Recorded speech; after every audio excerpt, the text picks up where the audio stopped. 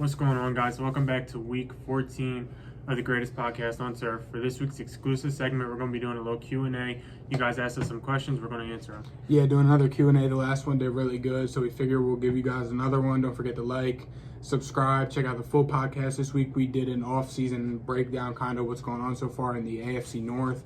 Ravens, Bengals, Browns, Steelers. Go check that out. Links will be all in the description.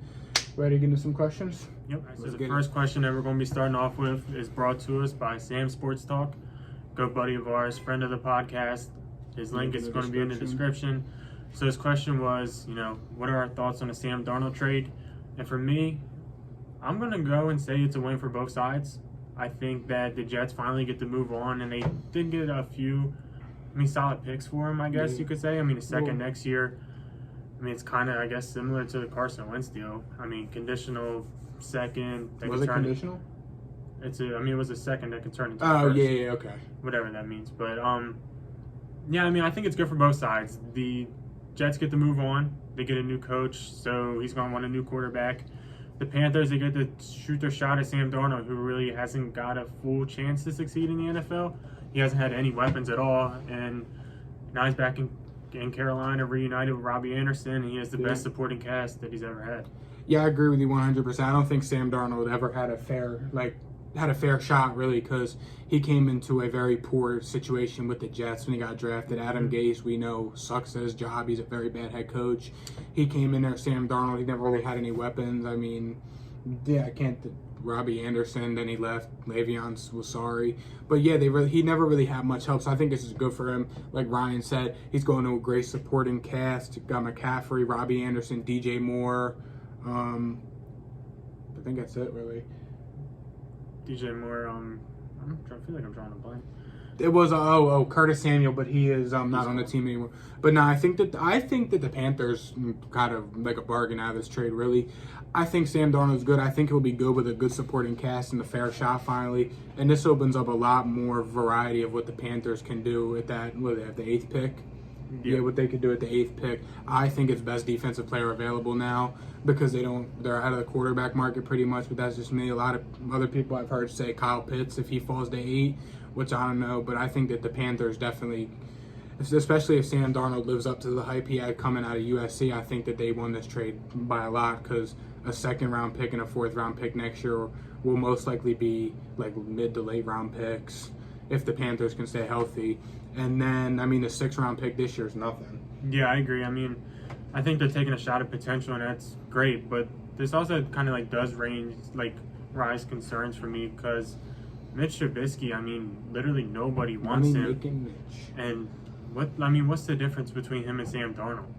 I think Mitch Trubisky is at least more accomplished. He has a better defense, but Mitch Trubisky's had a better team around him. There's no way that anybody can logically say that Sam Darnold is better than Mitch Trubisky and have any type of support. That's not saying much, though, because you look at Mitch Trubisky, he's never had a terrible supporting cast like Sam Darnold's had with the Jets.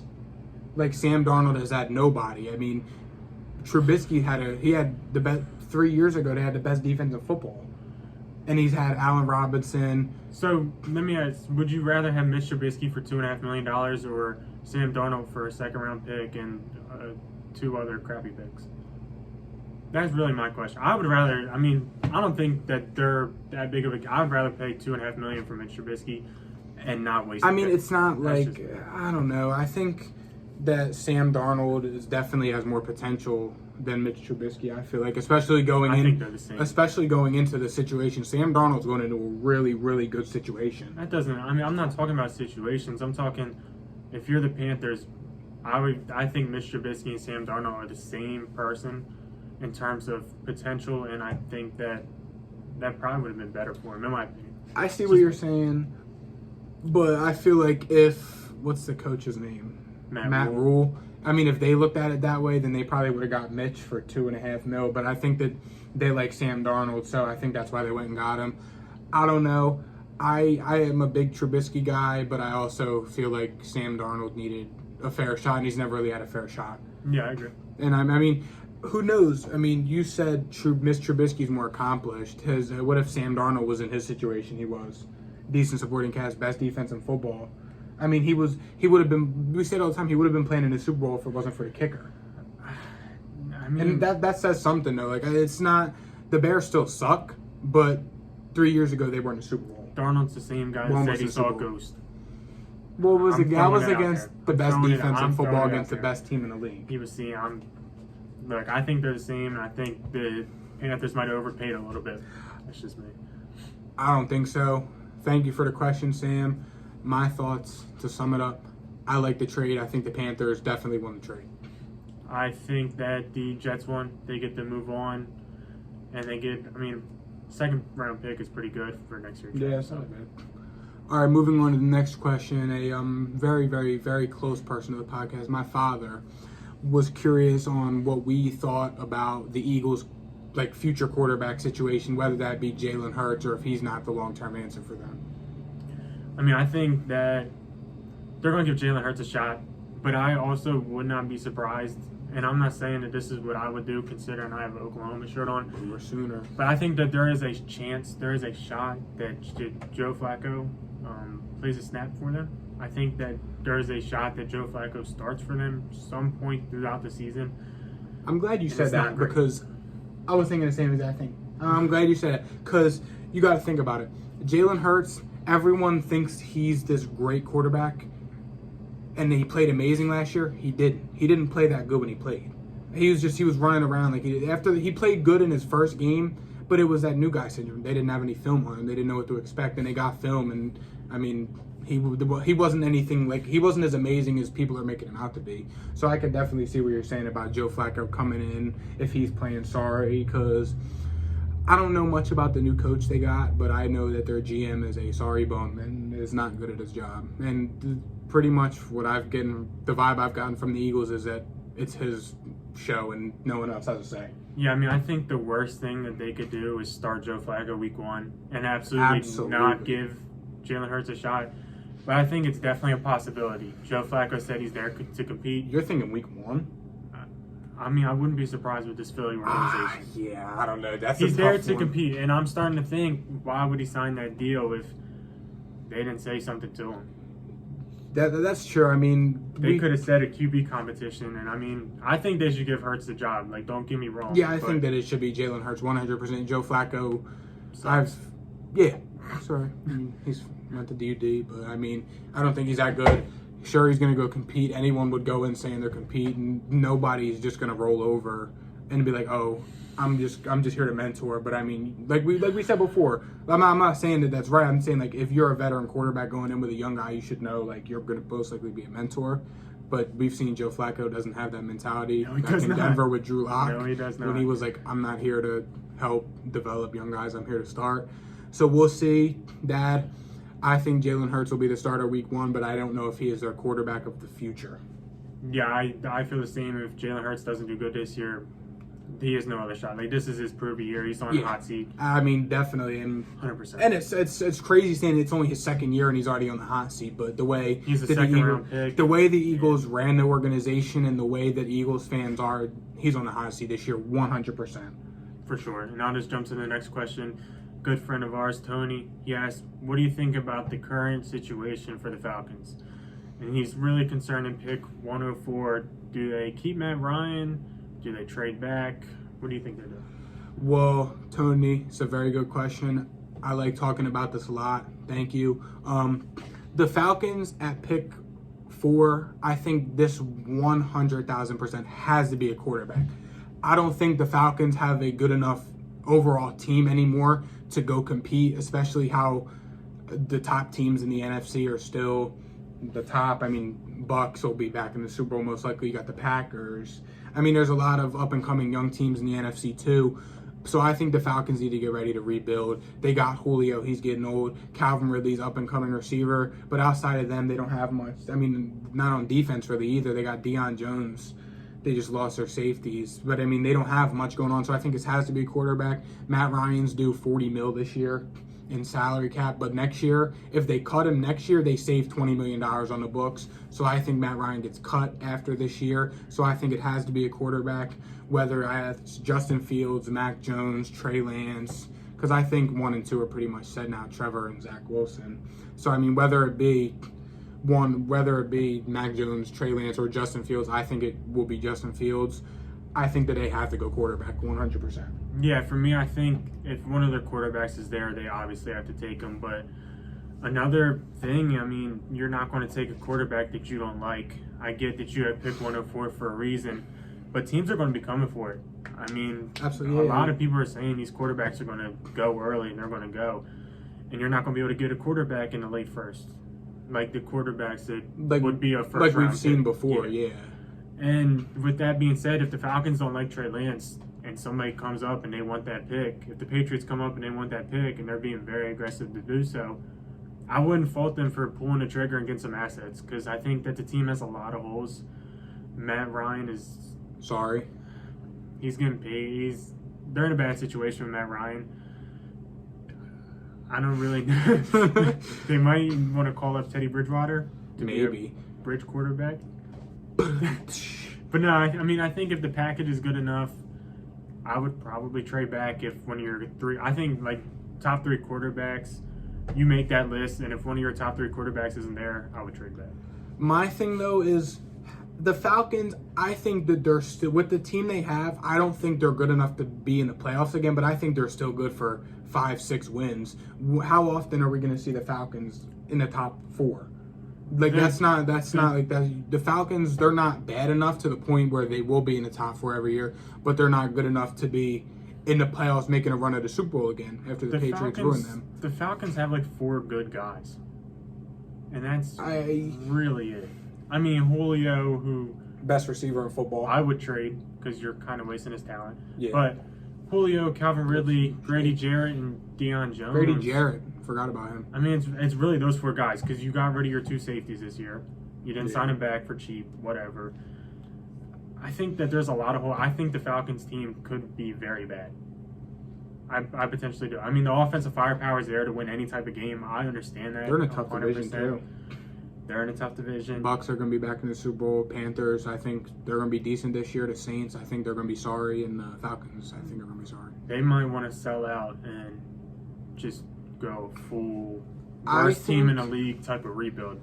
I think if they're looking toward the far future, you trade back. But I think if you're looking at being back competing in 2 years, I think you go quarterback at 100%. I think there's no way that they can compete in 2 years. Especially with this quarterback class, with how top heavy the quarterbacks are, how the first week, I mean, we potentially could see 5 quarterbacks go in the first 5 picks. I hear what you're saying. Like, I think that the Falcons, they're in a good spot. If they get a good enough trade offer, go ahead and pull the trigger. Go ahead, you'll be getting a very generous package just with this draft class and how good the quarterbacks are. But I think they should go quarterback here. I think that there is no way that they can win in 2 years. So I think that they should probably trade back. And I mean, another thing to think about is these quarterbacks this year with COVID. I mean, I'm pretty sure Trey Lance did not play a lot of games, did he? He had 1 game. Yeah, he played 1 game. I mean, that's a question mark for me. I mean, I get it. He's an athletic freak, whatever. He's but just a Trey Lance hater. When he goes played to the, 1 game this year to the Patriots in a and we're Division back in II the school. Super Bowl, we'll be fine. Division 1 AA, not Division 2. I don't care. When Trey Lance goes to the Patriots and we're back in the Super Bowl, clip it. Why don't you just read the next question? Alrighty. Moving on to the next question. Another very close friend of the podcast, Sean, asked us, will Matt Stafford make the Rams better than they were last year? If you don't know, the Rams made the playoffs last year. First round, they lost to the Packers in Lambeau. I'm going to let you start with this one, Mr. Matt Stafford hater. I think that there's no way that he makes them better. If anything, they're the same or worse. Matt Stafford has yet to win a playoff game. He will not win one this year. Enough said. You done. I'm done. I'm not going to argue this one. I think that Matt Stafford will make them better, but I also wouldn't be surprised if they get to the same spot. Because you got to look at it this way. 2 years ago, the Rams were in a Super Bowl? 2 or 3. 2 or 3 years ago, 4 years ago, maybe it was I think the Bears 3 4 years because ago. That was the Bears 4 years ago. The Bears didn't make the Super Bowl. Well, no, they almost did is what I'm saying. They almost did what we were talking about earlier. It was San Fran and then the Rams. 3 years ago, the Rams were in a Super Bowl. Pretty solid roster. Now, They still have a solid roster. They got the best defense in football. Two of the top three defensive players in the league, in my opinion. You got Aaron Donald. They have the number 1 and 2, but it's kind of fallen off. Anyways, What do you continue. I mean, they lost John Johnson. I think that's a pretty big piece, and you'll Yeah, see they that. lost. But I think that Matt Stafford is overall a better quarterback than Jared Goff.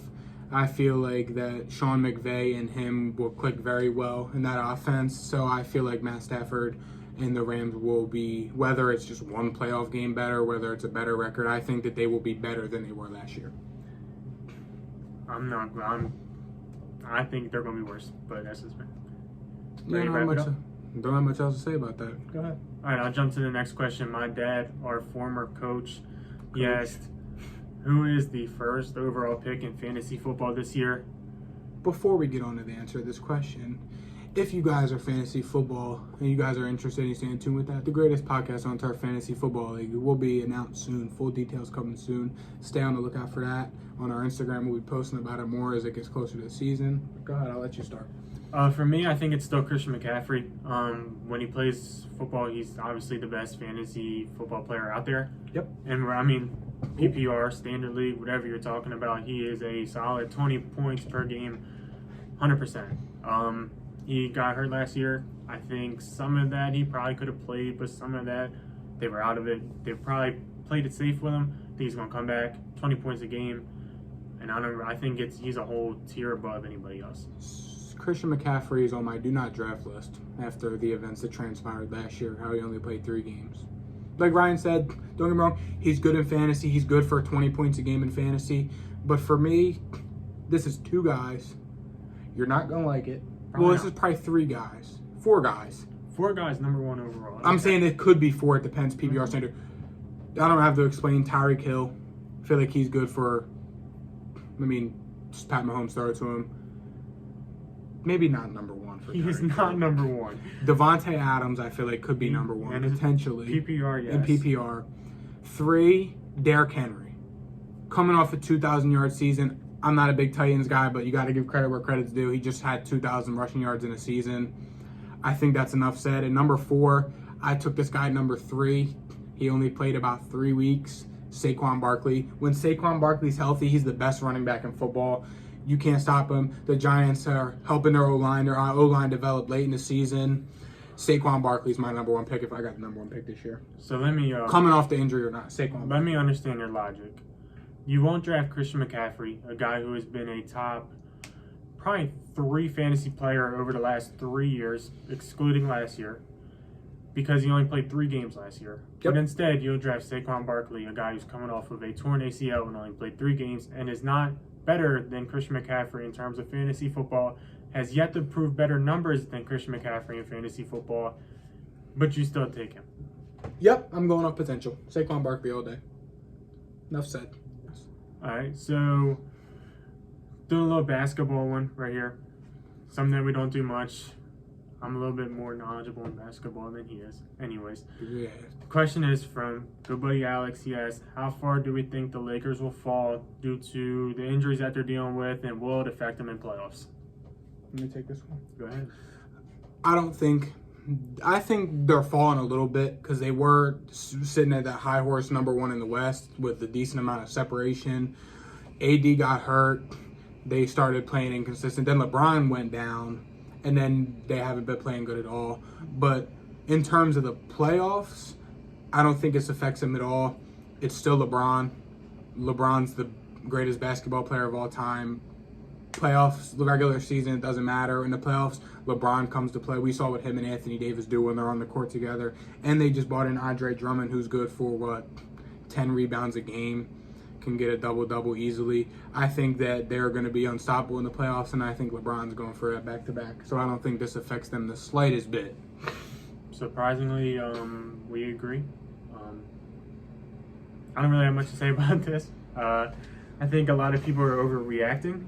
I think LeBron is the best right now. Yep. I think I that's don't not care what even anybody close. says. It's not KD. It's not Giannis. LeBron is the best basketball player in the league. I mean, I think that's pretty clear. The Nets are the only team that I think can give them a run for their money. No. Maybe the Nuggets if they catch them without Yeah. Anthony Davis, maybe. I don't think Anthony Davis is going to play another minute in the regular season. Yeah, I mean, LeBron might come back and play a couple games, but I don't think that they'll be playing nearly as much unless they're in danger of missing the playoffs. But I don't think that the injuries that they're dealing with right now will affect them with their playoffs or in the playoffs unless like they get injured again. Knock on wood, hopefully they don't. But I don't think this affects them at all. Yeah, I've been saying it for a while. I think there's only about 2 or 3 teams playing basketball right now, and that's the Lakers and then Nets. The rest of the teams don't really matter. What's up? We got some fans, yo. Scared me. I'm like, who's walking up to it before? But yeah, you should hear this guy's take on Ben Simmons. He's getting paid too much to not be able to shoot a 3. We'll save this for another day. That's a whole argument of its own. And for the final question, we were talking about it. This is a question from the greatest podcast on turf that we want to answer. Which team has the most pressure going into next season? Like, which team in the NFL has to be good next year to make a push, or is in danger of going into a rebuild, or is not in a good situation? For me, this team isn't really in danger, I would say, but they have to. I think they should capitalize now. And that's the Browns. They have a very good roster, and they're coming up on Baker Mayfield's contract year. I think after next season is his contract. I think he's due for an extension after next season. And we'll touch on the Browns in the podcast, but yeah, they have to take advantage of this rookie deal, I think, because, I mean, when your quarterback's on a rookie deal, your team's at its best. So I think they're a team for me that definitely has to, make that push. Another team staying in that division, the Steelers, they're getting old. They're sorry. They suck. Ben Roethlisberger's run out of time. This is probably his last year to make a push. So that's my 2 teams. I'm going to agree with you wholeheartedly, 100% about the Browns. They were the first team that came to mind. I think, like you said, they have to capitalize. They were a penalty away from, what was it, the Super Bowl? Or the AFC Championship? AFC Championship. They were a penalty away from going to the AFC Championship. And like you said, the quarterback market is at an all-time high right now with these big quarterback contracts. I mean, Mahomes just reset the market. You got guys like Josh Allen and Lamar Jackson who are both most likely getting extensions sometime soon. So, I mean, I don't know. I'm not going to say Baker Mayfield's on their level yet, but, I mean, if he has another good year, he's coming off of 3 out of his 4 years being pretty good. I think he'll be due for a decent payday. Plus, we'll have guys like Nick Chubb. I don't think he got paid yet, did he? Nope. Got guys, I mean, young Myles Garrett's on the books is huge. I mean, they got some pretty good defensive pieces too. So I think that Browns team, if they want to keep their main nucleus together, could get very expensive. So I think they got to capitalize. And another team, kind of struggled with this one too. Yeah, second team. I mean, I don't know. I think it's just the Browns for me, honestly. I mean, maybe this is tough. I would say the Saints. If you're going off of teams getting old, maybe the Saints. Because, I mean, the Saints, they lost. That was last year. What do you mean? Drew Brees is gone, pal. I get it, but still, they Drew have Brees is gone. They have no money. They're not in the good draft picks. They're in a tough division. They're not in a good situation either. The Rams are another team. They sought out to go ahead and get Matt Stafford, and they don't have a lot of draft picks in the future. Yeah, we've been saying that. It's Super Bowl. Within the next 2 years, it's Super Bowl or bust for the Rams. Get a ring or they're beat. Yep. But yeah, that was a tough one for me. I mean, outside the Browns, and without me sitting there doing research, I think that the Browns are the first team that popped in my head as soon as we said the question earlier. I agree. Yeah, I mean, I think that's about to wrap it up for this Q&A. All right, that's going to wrap up this week's exclusive segment from the greatest podcast on turf. Be sure to check out the full link to the podcast link below. Some of the stuff we touch on at the end, Browns, Steelers, we touch on that more in depth and fully on the podcast. Links in the description. Check that out. Don't forget to check out our boy Sam from Sam Sports Talk. His link's in the description too. Thank you guys for watching. Keep showing us love. Don't forget about the greatest podcast on turf, Fantasy Football League. Coming soon. Details more on that will be on our Instagram. Check that out. And I think that's about to wrap it up. See you guys next week. See ya. Peace.